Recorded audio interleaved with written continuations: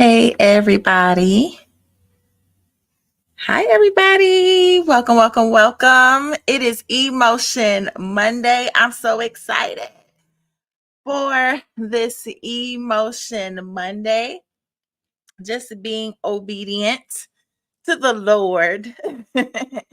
He wanted me to get on here and to do um my testimony in full, just as a whole. This is not nothing, this isn't anything new to me, right? But before I get started, I do have to do this intro. So, welcome everyone to the Psalms of My Emotions podcast. It is Emotion Monday. Emotion is a play on words. E is electronic. Motion is movement. The purpose of me coming on here on Mondays is to push, is to inspire, is to encourage, whether it be through my testimony or with the nuggets. I call them Jesus nuggets, as Jesus gives them to me, in order to help someone, right? This Christian life, this Christian walk is not easy. And we all could use some instruction, right, from time to time. We need instruction, we need push, we need guidance. We need to know someone that is walking and also going through challenges in this Christian walk themselves. So, what better and to someone to witness to that fact, and also will be able to give you the tools, to deal with the dealings and the emotional ups and downs and roller coasters that come with that. So, welcome, welcome, welcome, and welcome to my podcast listeners. This does stream on many multiple podcast platforms. It could be Apple, iHeartRadio, Pandora. It's so many. If you just search the Psalms of My Emotions podcast, I'm pretty sure I'll pop up. It is also available to listen on Amazon. Guys, I'm over 160 self-produced episodes. So you have plenty of nuggets to choose from. I've been doing this for a while now. And the thing about it is that these subjects have not repeated yet. Hey, I'm just like in awe about it because it's not me, right? This is by the power of God. And this is just because I seek him and I love him so much that he's willing to share pieces of his heart with me, and also to share my testimony and the tryings, of my faith, right? I don't mind sharing that with you guys. I believe we need a little bit more of that, in the world. We have so much of other things other than people coming together discussing, what it's like to walk with God, and how he's communicating with us, right? So this is basically what this platform is. This is what the Psalms of My Emotions is. The Psalms of My Emotions is really just to navigate you through the dealings, the emotional ups and downs and roller coasters of the dealings of God, which I have a testimony of it, which is why we are all here tonight. Just to forewarn you, I'm gonna sit here for a while, right? Not literally sitting down, but I am sitting down on the floor. But literally, I'm gonna sit here because my testimony is the primary reason why there is a Psalms of My Emotions, right? There's a Psalm of My Emotions ministry aspect. There's a Psalms of My Emotions podcast, which is the avenue of ministry that he wants this to stream through, right? Um, he just wants me to get on here and just minister to that. And I wrote a book. It's still out there. Uh, I am updating it, right? I'm revising it a little bit, not in content, but just in, you first book. Sometimes you make a little mistakes, that you do. So if you do know, there are things I have to perfect. There's a new cover. I just have to put everything together, and then that will be out, reissued. So I will let you guys know when that is reissued. But regardless, the original is still selling, it's still delivering, it is still healing people, right? And I think I've gave the testimony where I've read the book before, read it, just reading it and on my own, and I get something new out of it every time, right? And I know I always say that I didn't write this book. God wrote this book, right? God wrote this book. He wrote it. I'm just here and he's using me as his tool. I didn't want it to look like that. It's supposed to be a ticker and end up being a banner. Um Let me update this really quick.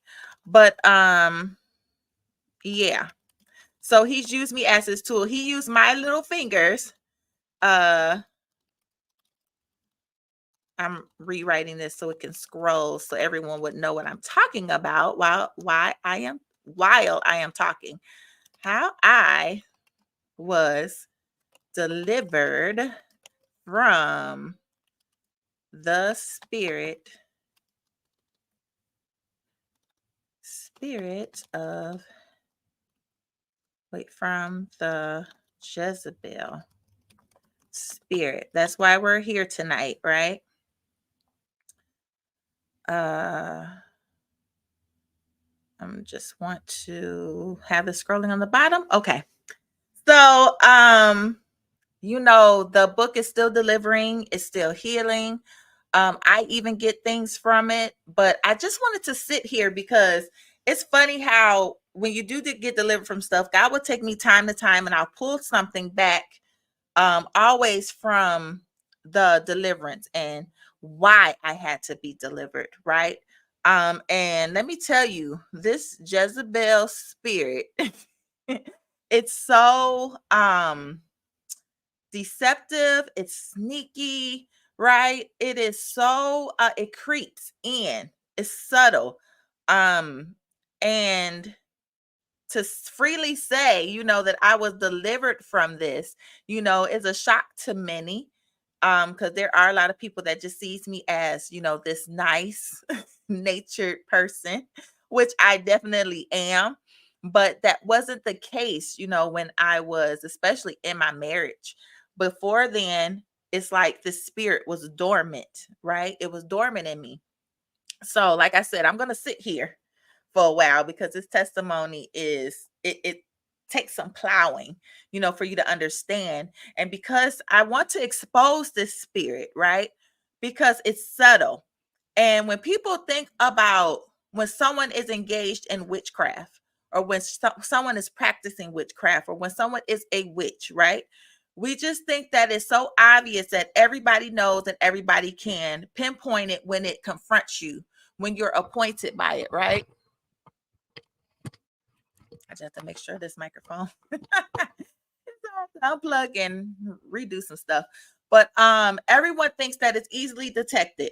You will know, right? Everyone thinks that you will know when you are operating in witchcraft. You will know automatically when you're a witch. But the thing is, what the devil does is like he loves to plant seeds, right? And you could be operating in something, especially this spirit. You could be operating in something and can be unaware of what you are operating in, right?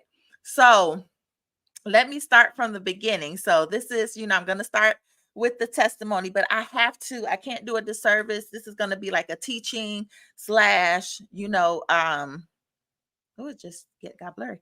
A teaching slash testimony, right? So what I'm going to do is, now how did this camera get so blurry all of a sudden? I'm pretty sure it'll straighten up.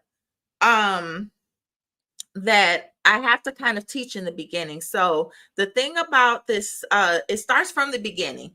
And a lot of times when we get delivered, right, we don't understand that it starts from the root. It starts from something in the beginning, right? And it's a thing in our bloodline, right? I want to start that from the beginning.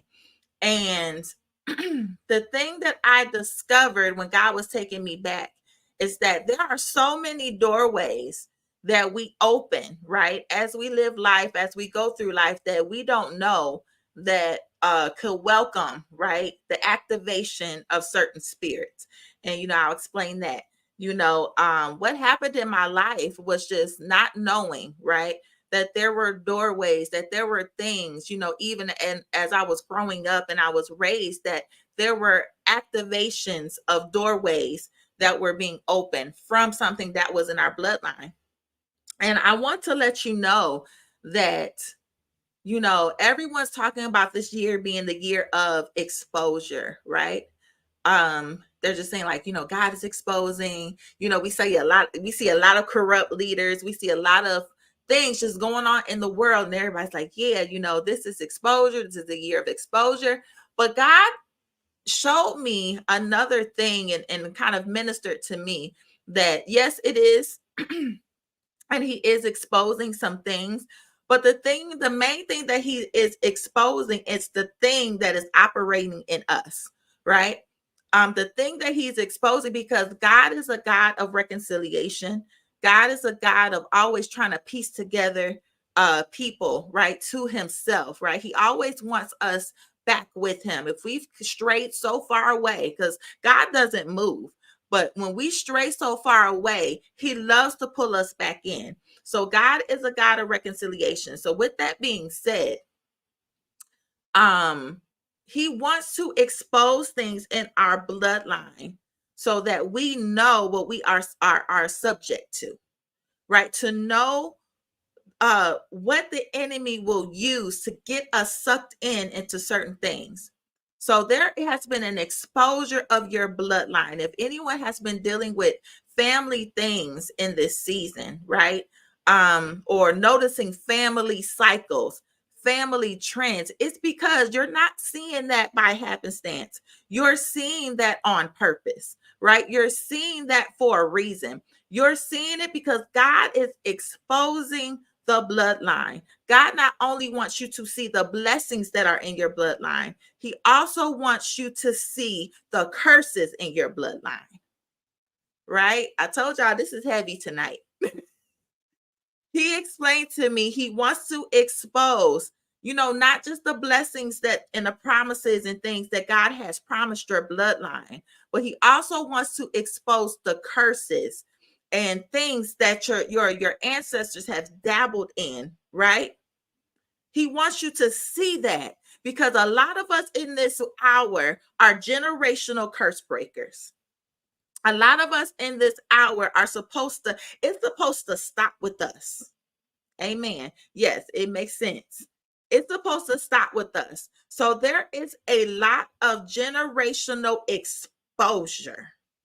So, we can't get so wrapped up on what's going on in the media, what's going on with other people, presidents, celebrities, all of these people getting exposed. We better be looking at what God is showing us, what has been running through our blood. Because if we don't recognize what is running through our blood, right, it is causing and attracting evil things, right? And then we're opening up these gates that we don't know that we're opening, and something that has been laying dormant in our bloodline. So I just wanted to start off with that. So, in the beginning, right? Me as a child, I was really quiet, right? I'm really quiet, creative. I was always thinking about building, doing things, writing, just real artistic, right? Wanted to learn how to do instruments and everything. So my mind was always running. But the thing I noticed in hindsight, because I can remember things since I was 5 years old, right? Um, I was always inquisitive. I always wanted to know. I asked questions, but I was also emotional, right? I was an emotional child. I whoopings. You know how a lot of people say when they do things, they get whoopings. Like I said, I wasn't really in trouble too much. So I could probably count on one hand how many times I got whoopings when I was little up until, I was a teenager. What hurt me the most were just if I got scolded or if I got yelled at. I didn't like being yelled at, so it would break me all the way down. I did not like getting yelled at, just very emotional and kind of didn't know what to do with it, right? Middle child, my sister always be me and her be talking about this sometimes, felt a little invisible, I never was that middle child that did things bad to get attention. I was that middle child that felt like as long as I stay out the way or I do things how I'm supposed to do, maybe I would get recognized for doing good things. So then, basically a single household, my mom, raised us, my dad would be in and out. And so that's strike number one, right? That I want to point out is that, we we normalize single parenthood as it being normal, right? Even though things happen, incidents happen, that cause someone to raise children by themselves, but you have to know that that is not the plan of God, right? It leaves a breach in the plan, right? When someone has to raise a child on their own, it creates a breach in the covenant, right? Creates a breach because God never created man and woman to just have children and just have that, someone raise it all on their own, right? He is always has to be inclusion of some sort of it has to be two parents because the man has their job and the women have their a job, right? So then when you take away either the mom or the dad and they're raising the children by themselves, it gives room for the enemy to come in because now all of the burden of child rearing and all of that lays on one person, which means that something that needs to be cultivated in the child goes lacking, right?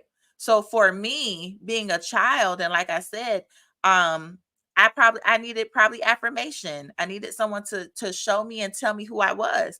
But when your parents are just, are in survival mode, right?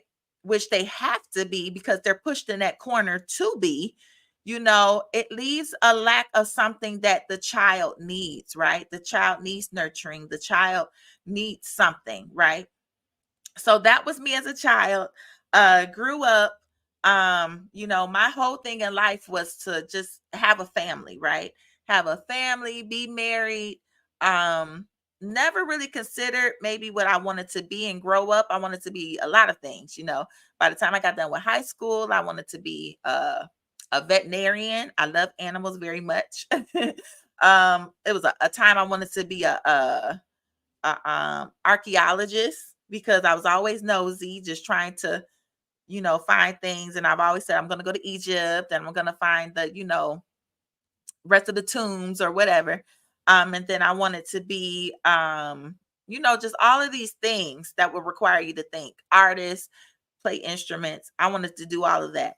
So, as I grew up, I just kept honing in and focusing in on marriage. Like it got to a point where I thought marriage would be the solution, right? In high school or whatever, I wasn't even really a dater, right? I didn't date a lot of people. Um growing up. And it's because I was just always secretly just wanting them to be like, that's it. That's the husband, right? That was going to be it. I just want to be married, have children, and that's it. That was it to life for me. It was just, I just wanted to get married and have children. So, the thing is that I would want it so bad that I would accept anything, right? I would accept anything. And not that these people were bad, it's just that I would really settle. And it came from what I thought about myself, self esteem, blah, blah, blah.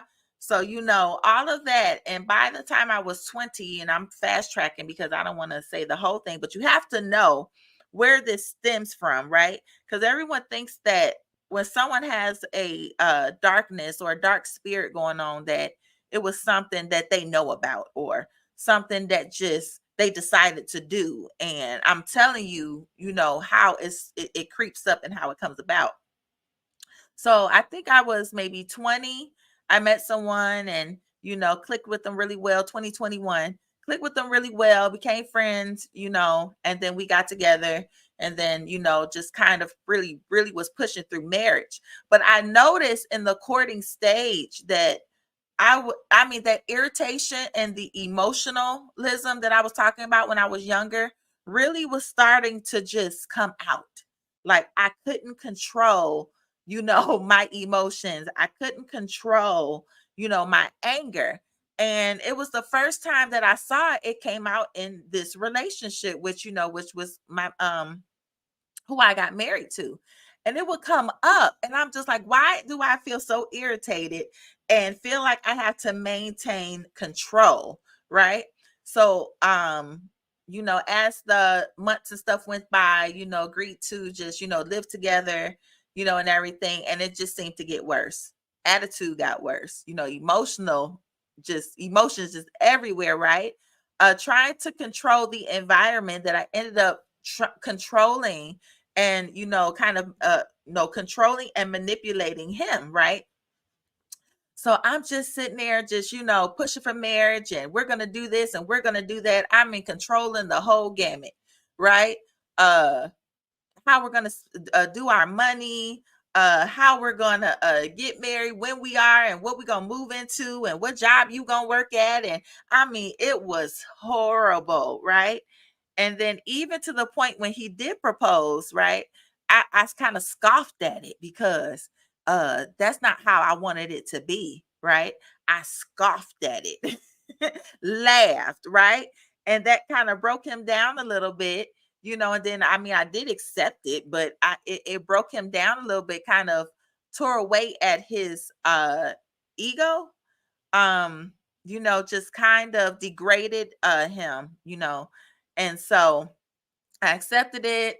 But I had all these illustrious plans for my wedding and all of that. And then I asked, I think, my father, right, for just to help with the wedding dress, and it broke me down because I really never depended on him for a lot of things, So when the time that I built up this expectation that he would, that, yeah, emasculated him. Yeah, I did. The time where I expected, right?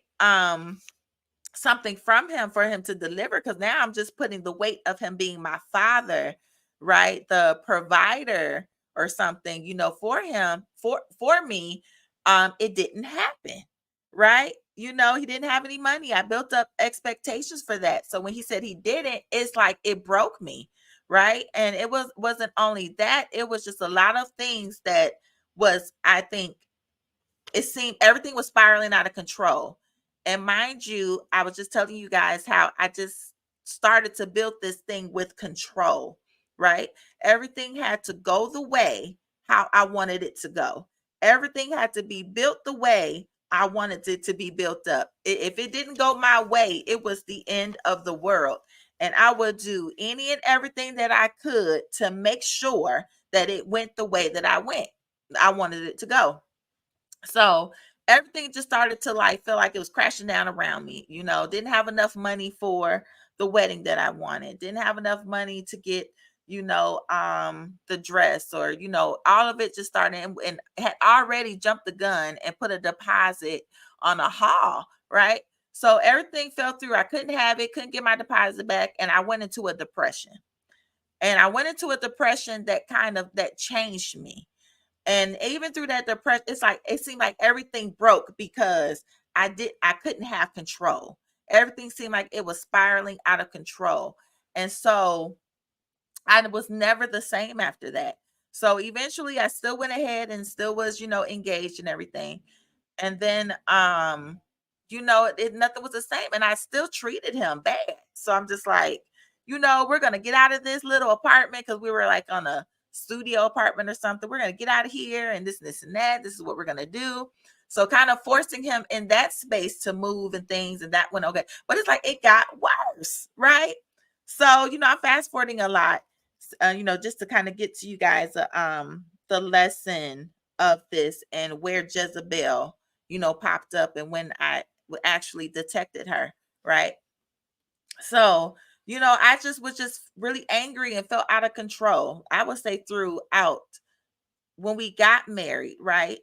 that's where it kind of like rose again. And I'll tell you guys, when a lot of people know this, some people know the story, or the people that have read the book or been on here, and I explain bits and pieces. But then it came time for us to get married. And like I said, things were going a little better, this time. And what happened was, um I remember getting my nails done and everything, and I remember I just was crying like that whole day. It was like the day of the wedding, crying that whole day, and just like not knowing what was wrong, and just feeling this pressure, just really just feeling, like I said, out of control. And I remember I just felt nauseated the whole day, and I was like, what is wrong with me? Not throwing up at all, but felt really nauseated. But there are times where I felt like I had to, right? So then it came to coming to the aisle. And I've said this story plenty of times, but going to the aisle and walking down the aisle, and like I said, everyone was happy, but I was just like weirded out and in this weird element, because it didn't feel like a celebration to me. It didn't feel like a happy moment to me. It felt like I was going to a funeral, right? It felt like, I'm like, why do I feel like I'm dying? Right? Why do I feel like I'm falling apart, like I'm losing control, right? So then I got to the aisle, said the vows and everything, and I'm just like nervous, right? So some people just like, oh, this cold feet. Nah, that was Jezebel rising up, because you guys got to know about God and covenants, right? God and the covenant of marriage. Uh, and when they tell you, see, I can talk about this stuff in hindsight. When they tell you about the seriousness of marriage, right? People see a lot of people doing it. People see a lot of people getting married, but you don't understand how big of a covenant, how serious it is to go into the institution, the God institution of marriage, right? It is a holy covenant. So whatever is not like God is going to expose itself within that covenant. I tell people all the time, and I think I got this from Miles Monroe, Dr. Miles Monroe, that if you want your demons revealed, get married, right? They're going to show up, because it is a holy covenant. It's a holy covenant. So it's not strange that when I got married, and especially what happened in that moment, that all of these things started to rise up within me, right? I mean, the control got worse, and, the manipulation got worse, right? All of this, the anger, everything, it started to get worse, right? And so, all of that was coming up, not knowing. I was out of, I grew up in church up until I was 11, but from 11 to 30 there, I wasn't in church, which is a blessing in disguise to me, because I was able to grow and know a relationship with God, and through that journey in an organic way, right? And it made sense when I did finally arrive, to a church. All that I went through, it made sense. And to know that he had my back the whole time, to know that he was, guiding me the whole time. And I probably skipped some steps. I think I did.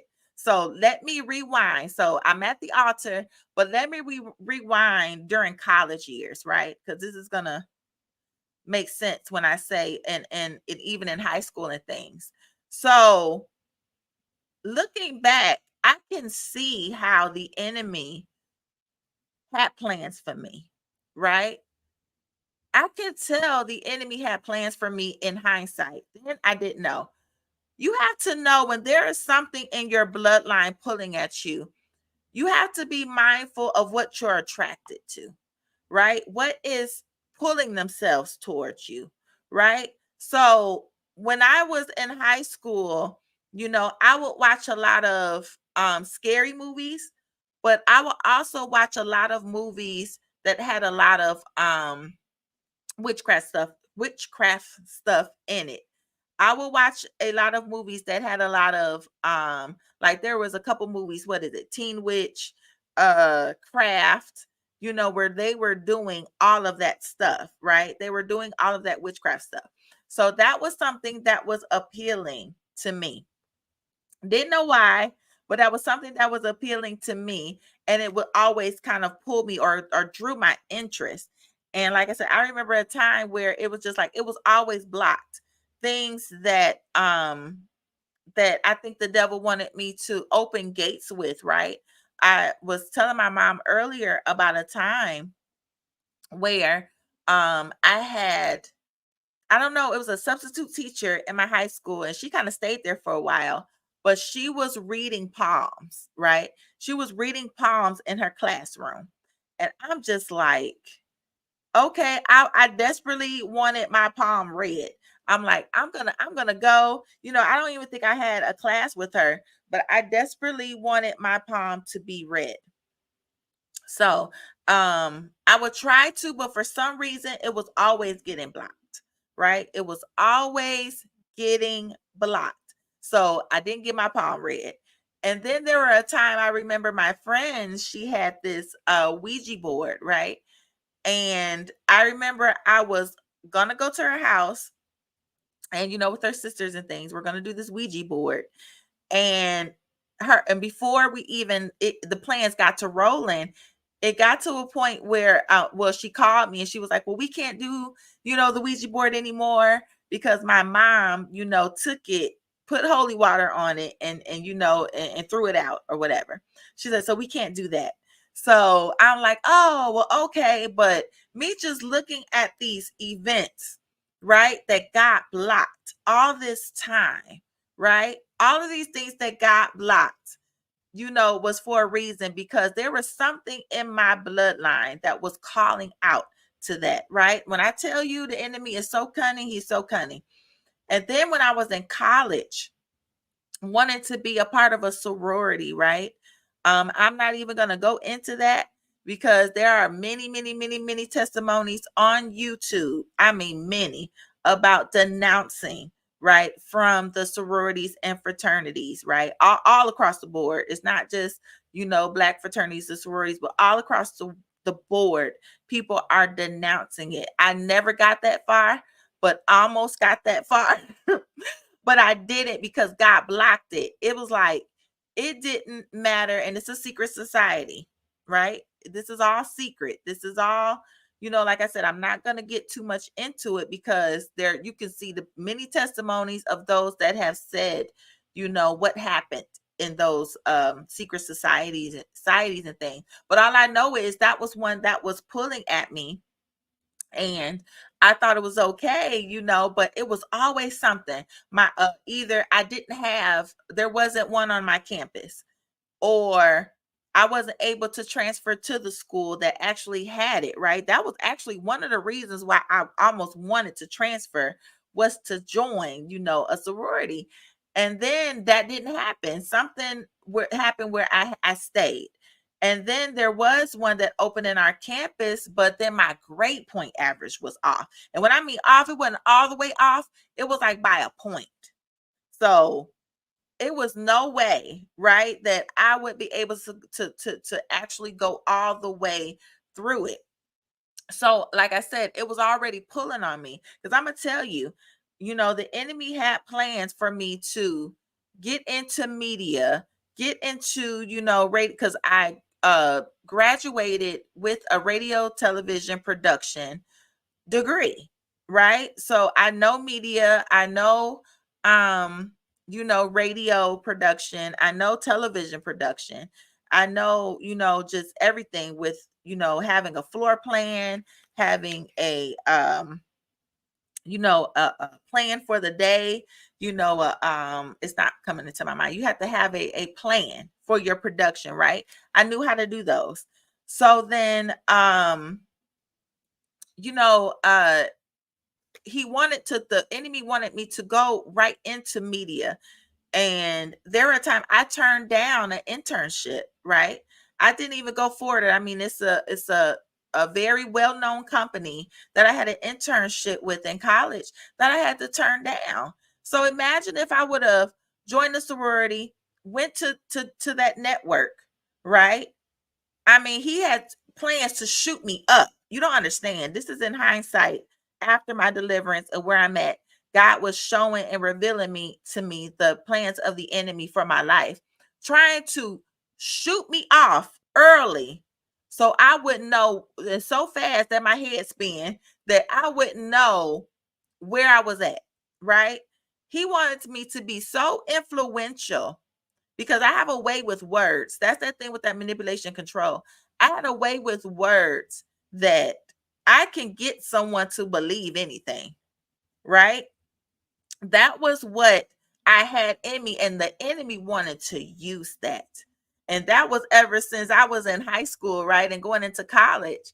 Like I said, he wanted to throw, and and I remember when I got delivered, God telling me, yeah, the enemy had some plans for you, right? In your dark place. He wanted you to rise up. He wanted to take you all the way to the top and wanted you to manipulate women.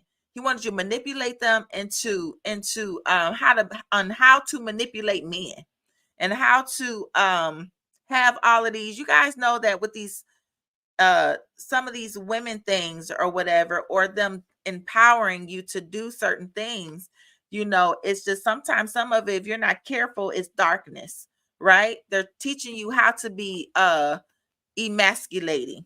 They're teaching you how to be manipulative. They're teaching you how to be controlling. And sometimes with so much women empowerment, it turns evil. It turns dark, right? So we have to be careful.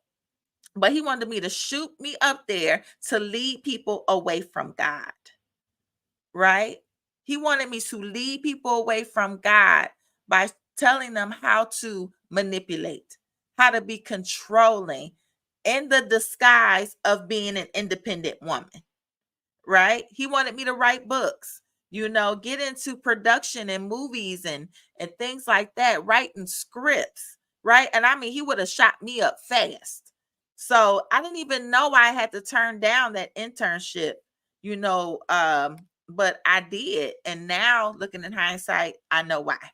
But anyways, okay, I had to give you guys that tidbit to know. And I just want to warn you guys that when the darkness that you're in, or if you're in any of this stuff, the enemy does have plans. When God has a plan, the enemy has a plan too.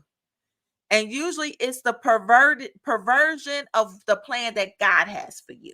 That's why we have to be careful. Sometimes no, all the time, what the devil has for you, you can tell it's always a perversion. So if you are not locked into God, something that looks like it's from God could very well be from the devil. Whatever pathway, it could look like it's coming from God, but it's the devil. It's a pathway. It's like he knows how to detour you, to detour you, right, from that path by giving you something quick, fast. He knows how to do it. And that's the importance of healing, right? You got to heal. You got to heal, because that's an open door of darkness that the devil loves to use and play on to get you to go past the plans of God, to get you to go past and going forward faster than God wants you to, right? Right? Because he knows what we like. He knows what we like. He knows us. And then if you are hurt, or if you in that state of, and that's what he wanted to use, the enemy wanted to use my pain. He wanted to use my hurt and pervert me into a pathway that will probably send me to hell, right? Because I'm operating in witchcraft, not knowing that it's witchcraft, right? Because anytime that you bend the will of God, is witchcraft. You're a witch, right? Sometimes we like to package it in this nice, pretty bow. But anything that bends, everybody got their measures, the different kind of acts of witchcraft, right? But witchcraft is witchcraft. God had never in the Bible differentiated what witchcraft was kind of evil and what witchcraft was major evil. All of it is evil and an abomination in God's eyes, because you're diverting from his will. You're twisting his will around. And that's why we have to ask God what he wants and what he wants to do with our life. Because when we try to go our own way and try to twist it and turn it so many times to go our own way, we don't know that we're practicing witchcraft. It's manipulation, right? So then I went to the part where I was married. Let me land back there. And like I said, in hindsight, looking back, the times where I told you guys that I was feeling nauseated and I wanted to throw up and I couldn't before I got down the aisle, God revealed to me that was actually him, even then, me entering to this holy covenant was actually him trying to deliver me even then, right? Like you can't be with this darkness or with this unholiness into this covenant, because whether you know it or not, when you get married, regardless if you don't believe in God or not, you are already inviting God into the situation, right? It don't matter. That's a holy, God ordained covenant. So when you get married, when you come together, and go walk down that aisle, all of that, if you participate in that, all of that is a symbolism of a Christ coming for his church, right? So whether you say you don't believe in God, but you having a wedding, yes, you do, because you're walking into that covenant. You're walking into that God ordained act. And so that means is you're inviting him in. And what you're doing is inviting him to clean you up. You're inviting him to clean, you up, your husband up. You're inviting him to take lordship over that household. So when things start to go awry and get messed up, it's because holiness can't stand up on stand in that institution. So it's always going to be that friction if you are not under, you're not I want to say submissive to the will of God. It's always going to be that tussle and all of that in marriage if you're not submitting. If the husband is not submitting, if you're not submitting, it's always going to be that friction because this is operating under a holy covenant. So after that, things just got worse. We were married for maybe about 3 years, 4 years. And things just got worse. We moved into a house. So sometimes you think, well, maybe we need something better, moved into a house.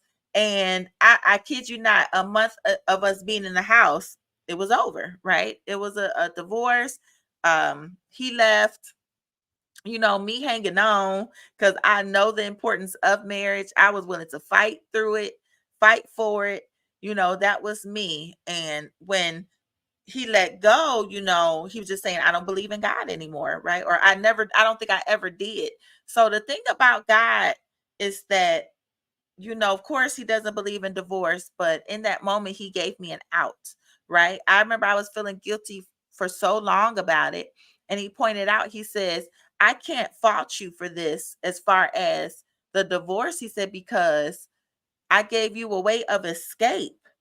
He said, because and he showed me in the Bible where he says it's not that if they leave, right? And if they are unbeliever, it's okay. It's a clean break.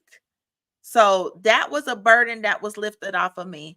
But anyways, okay, fast forward all of that. I'm just showing you how Jezebel showed up and I didn't know Jezebel was there, right? So after that was over, I still felt the same way, right? Yes. Mm-hmm. All right. That's so good. This was something Aisha always questioned. Yep. That's it. Because um the thing that got me to get married and to manipulate myself into marriage, because I idolized it so much, was that I didn't want to be by myself. I didn't know how to deal with my emotions. I didn't know how to deal with myself, right? Um, so my thing was I want to get married so I can have someone to fix me. I needed someone to make me whole. I felt like a person would help me feel better about myself, would complete my life. And to stop me from being lonely, to stop me from feeling this hole in my heart, right? To stop me from feeling like I'm less than, to stop me from feeling incomplete, right? That was my whole motivation of getting married and why I wanted it so bad. Was that I felt like this was the answer, this was the end all, and I worshiped it, right? I had an idol. That's an open door for Jezebel to be activated. I had an idol because we know or we don't know. Jezebel worshiped the god of Baal, right? She had idol worship in her life, right? So me worshiping, all it took was an idol for Jezebel to show up. It took, me idolizing marriage for Jezebel to show up. That was already dormant there from something that I don't know what was happening in my bloodline for it to show up, right? Let's see. She wondered about divorce and just that biblical view on it, wondering about the scripture that kind of spoke to marrying again after it. Oh, okay. Well, yeah, what I knew and took from, like I said, he was an unbeliever. I mean, didn't believe at all. At one time I thought, he did, but like I said, I wasn't in church at all. But then that wasn't a priority, right? In me choosing to be married. I didn't think about it. I didn't think like, oh, he had to believe in God. My criteria was that he just had to be a good guy, right? He had to be a good guy and we'll work out the rest later. And no, you don't do that, right? So I thought that was a criteria. Like I said, I idolized marriage because I thought it was going to fix me. I thought it was going to heal me. I thought it was going to heal this I don't know. It was like this emptiness that I will always feel. And what that emptiness was lack of purpose. Purpose was pulling on me while I was asking for marriage, right? While I was asking for marriage, it was pulling on me. So I thought I had this plugged up. Let me see. I think my computer trying to go out. I thought I had this plugged up. Hold on, guys.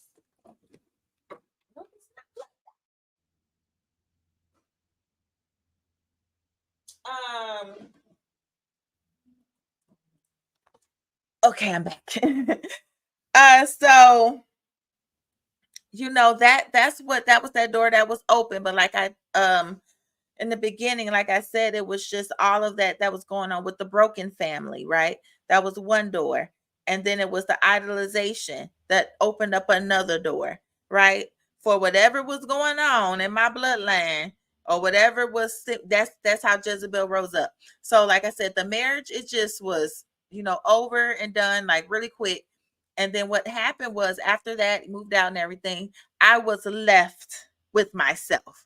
It's like I did a total, 360, you know, back to where I started, back to when I was 21, wanting marriage to heal me. So now I'm doing a whole circle around and I'm back. See, God got a way of bringing you back to the beginning, right? That's a shame. It took me 9 years or 10 years, from the start of our relationship to the end of it, ending in divorce, to come back to the space where God was pulling at me in the first place. Right. So then he's like, okay, now you didn't did what you wanted to do. You didn't manipulated yourself into a marriage. Now, can I have you? Can I have your attention now? Right. He's like, you weren't absent. You see that marriage didn't even cure what was going on with you. What you were pulling for was me. What you wanted was me. And you didn't know. That emptiness that you are feeling is that absent of purpose. And he's like, and you started this because you stood and asked me, there has to be more to life than this. And I said, I did. So when you ask, that's a dangerous question. When you go and ask God, Or, you know, when life just seems to be a certain way, God, there has to be more than life than this. Get ready for a ride. I'm telling you, because he gonna show you. And how he gonna show you is crush you, right? He gonna crush you so he can build you up. He's not gonna crush you to leave you there. He's gonna crush you to build you back up. So once you discover that the life that you manipulated, that you controlled, that you then built with your own strength, that it's not worth it anymore or it's not working, he waits for you to get to ground zero so that he can build you up like you're supposed to. He said, now I'm thinking, did I say you might up in your own way? Like, God, I'm tired of doing things my way. Show me your way. That's basically what I asked. And I remember I was standing right in front of my window and I said, because I was unhappy. I was married. I got a house. We were doing okay. And I'm just like, God, but it was this longing still. All through that, it was this longing still. And I'm just like, God, it got to be more to life than this. And like I said, when I tell you, he wrecked my world. He wrecked it to like there was nothing left. I don't even think I had broken pieces to live off of. I was just here. I was just here. I'm just like, Lord, this is a rad. And I mean, that rad was 2 years strong, right? Broke, lights cut off, had to sell blood for money. I mean, toe down, barely paying bills, had to file bankruptcy. Um, eh, Terrible. Getting skinny, lost a lot of weight because I couldn't afford food, right? It was a lot, right? Look, forcibly going on a diet because I couldn't afford, really to eat basically. So after them 2 years, I call it the wilderness. Listen here. I called it the wilderness. And after them 2 years, and like I said, I had went back to church. Shortly after my divorce, I think a year later, this was the other dark year. After I got divorced, I was like, God, give me permission to do what I want to do. Right? I'm like, let me go and live out there and be out there in the world like everybody else did. I ain't never had freedom, right? I'm telling God this. I'm being honest. Telling God this. I ain't never had freedom. Let me be out there, right? Let me be a hot girl, let me be out there. So, girl, I didn't last 9 months. I think I didn't even give it a whole year. 9 months, I was tired. I was tired just after being in situationships with a couple people. I was done. I said, oh no, this ain't for me. This ain't for me. I am not a hot girl. I don't want a hot girl summer. I'm done. All it took was one and a couple situationships and it was not for me. Because that's not me. But my thing was just God, let me live. Let me do this. And I did, and I didn't last but 9 months. And that was enough for me. Right? I want to turn over and a new life to God. So then listen, I could testify and said I didn't had that season and it wasn't too long. And yeah, I would never go back. And then after that, God had me just in this space, right? And then that's where the 2 years started. I went back to church. And I remember before I went to church, God was like, everything that you need is at this church. And I'm like, everything? He's like, everything that you need. I went there. It was an emotional experience for me, right? When I joined the church, it wasn't an emotional experience. I already had made up my mind because God had been talking to me every day for a week to go up there. He said, even if you have to go there by yourself, even if you have to join that church alone, you have to do it. So I went and did it, joined the church. And like I said, I was up there smiling. I remembered the order of a church when I was younger. So when I went up there, I was smiling. I knew it. Okay, I joined. And then they took you back to, to Terry for the Holy Ghost. And I got the Holy Ghost like that. Like literally, I don't even think it was 5 minutes. because my spirit was ready to receive him, right? Because he had been talking to me and I was ready to get what he had to offer. So after I got filled with the spirit, this is where God would challenge me on some things, right? So a lot of things became hard, even while serving. Like I said, I was going through that stuff financially. I was serving, I was a leader. And it just seemed like things were just always challenging me, but it was actually molding me. And I'm thinking like, okay, but I was still withdrawn. I was kind of to myself, not interacting. But I didn't realize that I was in a depression.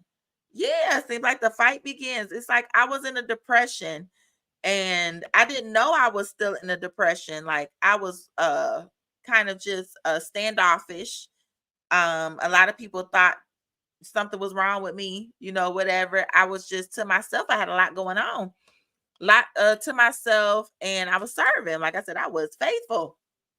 And then God would just speak to me about what to do in the house. And, he told me that, I'm called, right? You're called to preach. That was after even just saying to be an intercessor and everything. He's just like, you called to preach. You're an evangelist.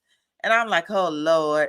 So I'm fasting on my own. Listen, this is even before I went into, my pastor's office and told him, that I'm called. I just made sure I went on. I think I went on a 2-month fast of praying and seeking God. And that's what he told me, yeah, you're called, you're an evangelist. So then I went to my pastor's office, told him I was called, and he was like, okay, you got to go back, for a month, or take 30 days, go on a fast. I said, that's cool. I want to see what else God got to say. So then, wait, I didn't fast forward. When I tell you, when I say this testimony is long, it's lengthy, it's a little lengthy. But let me rewind back. There was a one of our prophetic services that we had, and one of the prophets prophesied over me. And like I said, I'm serving, I'm doing okay, I'm going through my things, but he's telling me I have a foul spirit. And I was like, I didn't get mad at the prophet. And he wasn't a lying prophet. He just wasn't just saying anything. I believed him because he was just so on with everybody else. When he got to me, I got a foul spirit. What is going on? And so I remember wasn't mad at him. I knew where to go. I went to God. I couldn't wait to get home because I had it was in the space of worship every night. Like I ran to worship.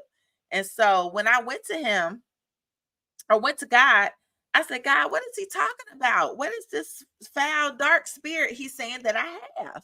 Right. And so he's like, I'm like, what is the spirit that I got? What is this foul spirit that he keeps saying I got? So I'm praying, I'm asking, and like I said, that's when he was telling me I was called, and I was like, okay, and like I said, I went to my pastor's office and told him after I had went on a 2-month consecration, 2-month fast, went and he told me to go back. And so I'm like, good, I want to know what else God wants to say to me. Woo, here it comes. So God told me, he said, okay. I mean, the very last day of the fast, he said, to come into agreement with this, you got to come out of an agreement with her. And I'm like, her who? Right? Because, I've been asking for a year about what God meant about me having this dark and this foul spirit. What are you talking about? He said to come in agreement with this call, you gotta come out of agreement with her. And I'm like, her? And I'm like, God, what are you talking about? So this is how God gets you. He starts asking questions, right? He starts asking questions. So then God asks me, why are you so defensive?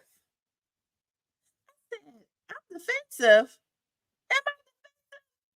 And I'm asking, and then a flood of like memories, a flood of pictures started to just go through my mind, and I broke down, right? I felt like I was exposed to myself. I said, Lord, woo, forgive me. Right. And he told me, he's like, you still got that. He said, you got that controlling spirit. You Jezebel, you are still in agreement with her. I can't let you get connected with that because you're going to turn into something, even operating in that call. See, the devil is so, when you're a part of something, he loves to pervert something, right? He would want you to walk into that space still being broken. And that's why we have to be careful, even answering the call of God. Healing is the most important thing that you can do when you're answering the call of God, right? When you're answering to what he wants you to do. Healing, we often try to push it to the side like it doesn't matter, right? Healing is the major component, right? And why? How you can operate in your call and how you can operate in where he has placed you in the way that he wants you to, because the devil can still have his way. Even though you are in a call, you can pervert that call by not being healed, right? You can pervert your call by not being healed. So we have to be careful. So deliverance happened right then. And all of this happened at home, mind you. Most of my deliverance happened at home. So this happened at home. And when I tell you, after that happened, and most of it was tears, right? It was tears. I sat in silence for such a long time. And then after that, I'm like, okay, God, you've exposed me to myself. Now what do I do?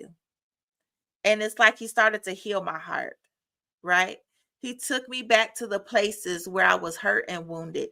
He took me to the places where, you know, people hurt me in a deep way that I didn't know that I was so deeply hurt, right? He took me back there, and then eventually, it didn't happen immediately. After I operated and working towards my call, I would say 2 years later, I was able to let go a lot of bitterness and unforgiveness, right? I was able to let a lot of that go. And it's funny because throughout me even starting to go back into church, strangers, people would come up to me and tell me, let it go. And I would get frustrated because I'm like, let what go? What do I have to let go? Right.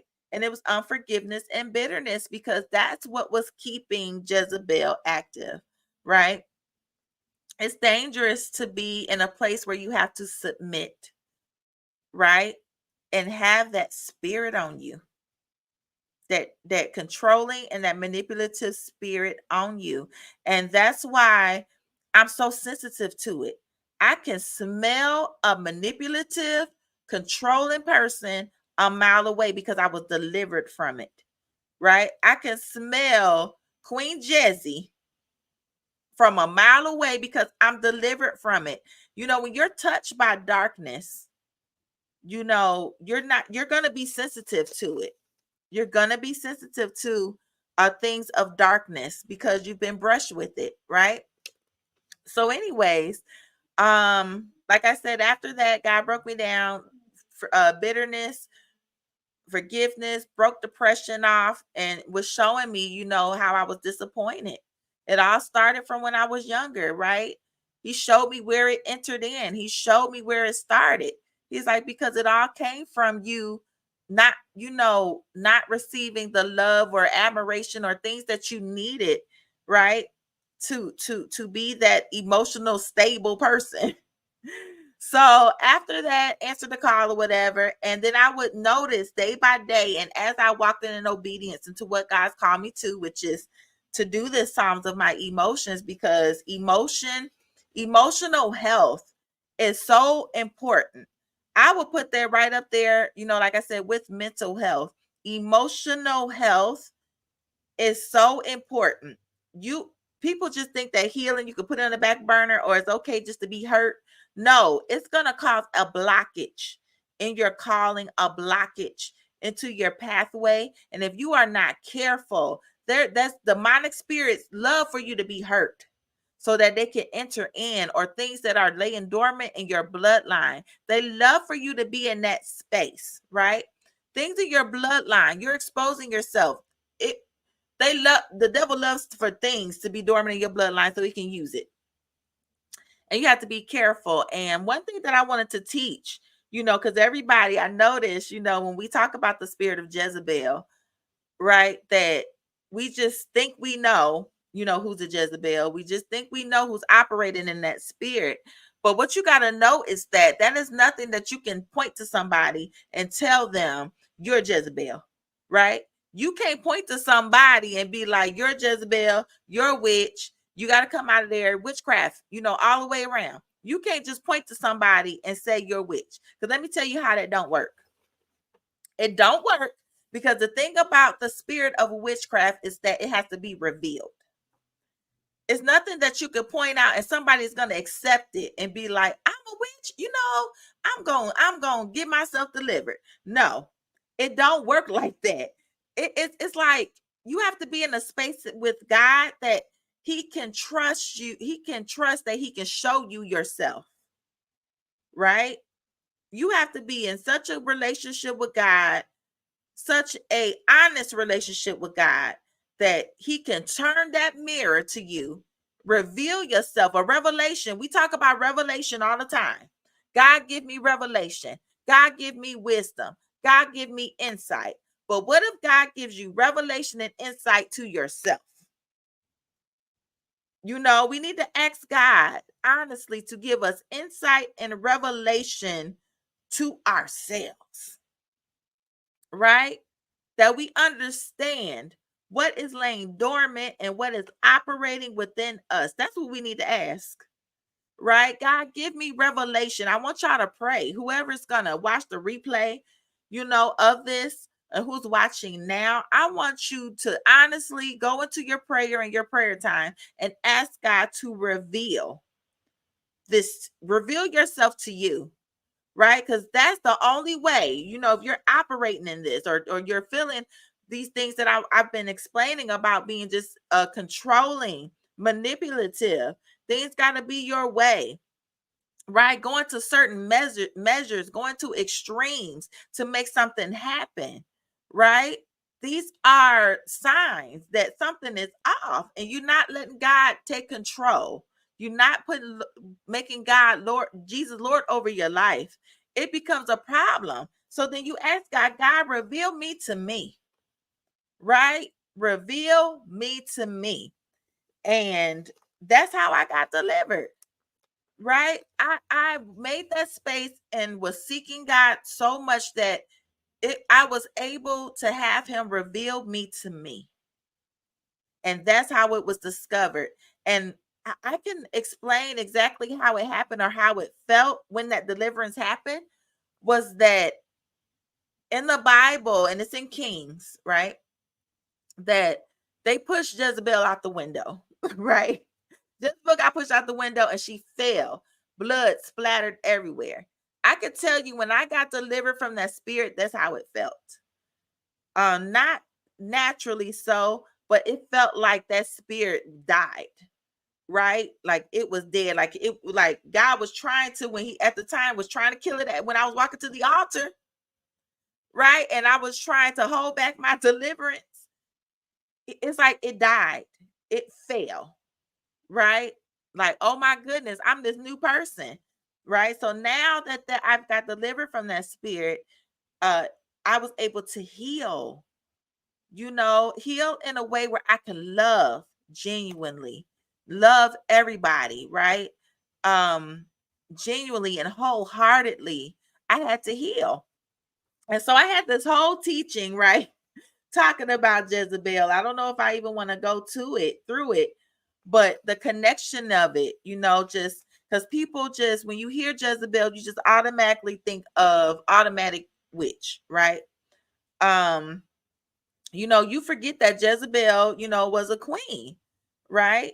And the thing about how the spirit gets activated is and that's why God wanted me to come out of agreement with her, in order to come into an agreement with this call and this covenant, It's because what happens when you have this spirit is that it waits for a seat of authority.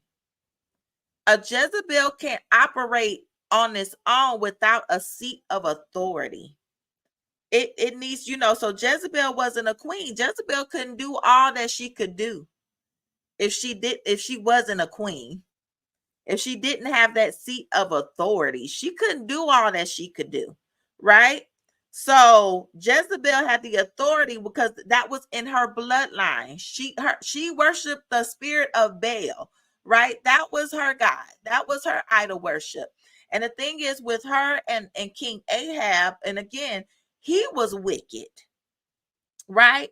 So there were things going on in Ahab's bloodline. His father before Omri, he was wicked, right? So you got these people, he's wicked. He already has the door open for anybody, the demonic, to come in and take reign. And here comes Queen Jezebel, makes her queen, right? So now he's given her a seat of authority to go and turn God's people away from him, away from God, right? She's taking God's people and trying to turn them away from God.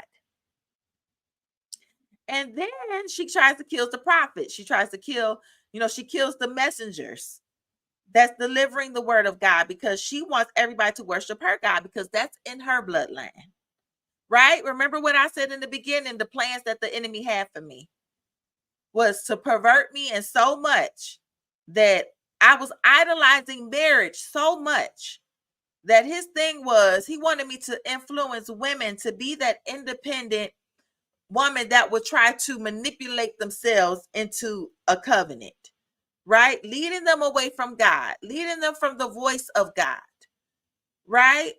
I thank God for saving me from a fiery hell, right? Because that's where I was going if I would have continued in the footsteps that he had for me. And that was the root of Jezebel. Everybody, when you say Jezebel, people want to gasp. People want to be like, oh my God. But she had a past too in the history. It was in her bloodline, right? It was in her bloodline. She couldn't do nothing opposite of what her bloodline was calling her to do. And the thing is that what would have broke that, because God gave her the opportunity to repent. She had time to turn around. God was trying to save her. Listen. But her thing is she refused to repent. She was on a mission. Listen, sometimes look, these Jezebels be on a mission. Because I was on a mission to get married, to be whole, and to like, hey, I'm coming after marriage. I'm idolizing marriage, and this is what's gonna fix my life. And it didn't. So when all my manipulating and controlling efforts began and it failed, it brought me low, right? It brought me low into dealing with myself and dealing what was going on, generationally. So yeah. So I just wanted to, I was here for a while. I told you I was going to sit here for a while, because my thing is, and I had a lot more, but it's more so of teaching about Jezebel, because the spirit is so subtle. And I think people think they know if they're dealing with it or not. You don't. You don't, because it gets chalked up to our personality. Like, that's my personality, or that's just her. And we have to be careful. And this is just not a woman. Men could be witches, the Jezebels and stuff. It's funny. God talks to me before I get on here, days before, and he was just telling me about, this is odd, about pimps. Right? He said, those are warlocks, right? Because they're manipulating, women's mind. They're changing and flipping and bending the mindsets of people. And that's the plan that the enemy had for me. He wanted me to bend the mindsets of people with the gifts that he's given me, the wisdom that he had given me. I'm smart. I got a way of think. I know how to think. I'm very, just strategic in my thinking. And the enemy knew that, right? And wanted to pervert it. So I just wanted to get on here, and I really do pray that this would help someone to go into a self-discovery and a self-awareness of where you're at. This spirit is still rampant. Even though we're not talking about it, it's still rampant, right? And I just want us to check, men and women, to check in places where you're a little you know, controlling, or you're maybe obsessive in a certain part of life that you want to be at, or where you want to be at in life. And I admonish you to just ask God, right? Ask God what direction He has for your life. You know, take that time, you know, and I'm speaking to those that proclaim Christ, you know, right now. Ask God. And even if you don't, you know, proclaim Christ right now, and you're tempted to know Christ, right? I got something for you, because we about to close this out. To ask God, you know, what's the plan for your life? Because sometimes the enemy would love to get to you before you can have these conversations with God, and you know, about your life, and the will for your life. And when it does get revealed to you, just know there are a lot of things that you've built up in life that He's going to have to cleanse out, right? It's not going to be easy. There's going to be a lot of things that He's going to have to deal with you. You know, like I said, for me, it was control issues, manipulative, emotional things, healing, forgiveness. It was a lot of those things, so I can operate in the way how He wants me to operate today. So I thank God. But I thank you guys for tuning in. And like I said, as I was on here a little long today, but on purpose. So I pray that this will bring deliverance to somebody. But you know, you guys now got to do the Romans 10 and 9, because I'm not about to be on here talking about Jesus and I don't offer it, right? That was one thing that I promised God that I would do, you know, that I will always offer it to somebody. I don't have to, you don't have to be on here with me. You don't have to be in a church. You don't have to wait till Sunday, because tomorrow is not promised. You know, so all you have to do is these things, is to believe in your heart and confess out of your mouth that Jesus is Lord, right? That you want to receive Him in your heart today as you are listening. If you're watching the replay, if you're watching now, even if you want to rededicate your life to God because you done got so far away from Him that you like, God, where you at? You know, just to ensure that you have that place with Him. That's all that you have to say. You know, it's not, and that's not saying you have to believe it in your heart, right? This has to be a real thing. Like, God and took you so low. God and took you to the bottom. You tired of trying to figure out life on your own. Like, God, let me try your path. Let me see what you want me to do. Accept Him. And that's all you have to do. And then to further go along with that, you know, find you a church to go to continue to get poured into. There's many stories that I've heard where people have encountered Christ, but after they encountered Him, the devil is so quick to try to pervert their encounter, that they're not getting information, that they're not getting educated on what you're feeling and how you're feeling, and studying more of the word of God. And you need that direction. You still need direction, even though you've accepted Christ today. You know, you still need that direction. So you know, my thing is, I hope that one day when it's time for me to go, that I can see this whole highlight reel of people that got saved and I've never seen them before, right? Just because I was obedient to God and obedient to giving people Christ anytime that I could, especially on here. You know, we're in a time where people do a lot of things online, you know, and say a lot of things, but give Christ, right? Everything but give Christ. Everything but give the opportunity for people to know Jesus, right? We just need to be more uh you know, I don't know what I'm saying. But you know, to be more intentional of doing that, being representatives of Christ. We could talk about him, but offer him to people, right? So I thank you guys for tuning in. If you're just tuning in, please rewatch this. Rewatch the replay. It does stream live, or you can watch the replay on YouTube, on my YouTube channel. at the Psalms of My Emotions podcast. You can also catch the replay on Facebook, the Facebook channel, or the Facebook page, the Psalms of My Emotions podcast. Also, this will be uploaded on the Psalms of My Emotions podcast, wherever you listen to your favorite podcast. So I thank you guys for tuning in. And you guys will catch me next week. Like I said, this testimony, I still feel like I missed some pieces. I mean, this is something that I will add on to as I talk to you guys. And I'm thankful for a testimony. Oh my God. I'm thankful that I have a testimony. How many of y'all can say that? I'm thankful that I can have a testimony, because I can't talk about Christ without him explaining how he's touched me and how he's touched my life. And if it works for me, it's going to work for y'all, right? I can't testify something that I don't know, something that I don't walk in. That's why we go through the things we go through. You know, we have to have a testimony. All right. See you guys later. Thank you for tuning in. Bye-bye.